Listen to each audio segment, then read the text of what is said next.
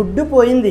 Big బాస్లో ఇప్పటి వరకు చాలా గొడవలు జరిగినాయి, కానీ ఈరోజు గుడ్డు కోసం గొడవ మాత్రం హైలైట్ అనే చెప్పవచ్చు. చపాతీ కోసం గొడవ జరిగింది, పప్పు కోసం గొడవ జరిగింది, నిన్న షాంపూ డబ్బాల కోసం గొడవ జరిగింది, ఈరోజు ఫైనల్లీ గుడ్డు కోసం కూడా గొడవ జరిగింది. ఇంకా ముందు ముందు వేటి కోసం గొడవ జరుగుతుందో ఏంటో అని చాలా ఆశ్చర్యంగా అయితే ఉందబ్బా. అసలు ఈ గుడ్డు టాపిక్ ఏంటని చూస్తే, ఓనర్స్గా ఉన్న వారికి ఈరోజు ఫుడ్లో గుడ్డు అయితే మిస్ అవ్వడం జరిగింది. అండ్ ఈ గుడ్డు కోసం వాళ్ళలో వాళ్ళు దొంగతనం చేసుకోరు కాబట్టి టెనెంట్స్ మీద డౌట్ అయితే రేజ్ అయింది. టెనెంట్స్లో మొట్టమొదటిగా వంట చేస్తున్న తనూజ అండ్ బర్నీ మీద అయితే వీళ్ళకి డౌట్ రేజ్ అవ్వడం జరిగింది. అండ్ అక్కడి నుంచి ఈ గుడ్డు గొడవ అయితే స్టార్ట్ అయింది. గుడ్డు ఎవరు దొంగతనం చేశారని చెప్పి ఓనర్స్ అందరినీ ఇన్వెస్టిగేషన్ చేయడం స్టార్ట్ చేశారు. అండ్ ఆ గుడ్డు తిన్నది ఎవరికి తెలియదు కాబట్టి ఎవరిని అడిగినా సరే మాకు తెలియదు అనడంతో అందరికీ డిస్కషన్లు అయితే స్టార్ట్ అయింది. అండ్ ఈ డిస్కషన్ లో చాలా గొడవలు అయితే అయినాయి. ఇన్ని గొడవలు జరుగుతున్నా సరే ఈ గుడ్డు తిన్న సంజన గారు మాత్రం నేను తినలేదని చెప్పి ఆ గొడవలన్నీ చూస్తూ కూర్చుని బాగా ఎంజాయ్ చేయడం మాత్రం భలే వింతగా అనిపించింది అబ్బా. అండ్ ఈ బిగ్ బాస్ సీజన్ లో సంజన గారు అయితే ఉండాలబ్బా.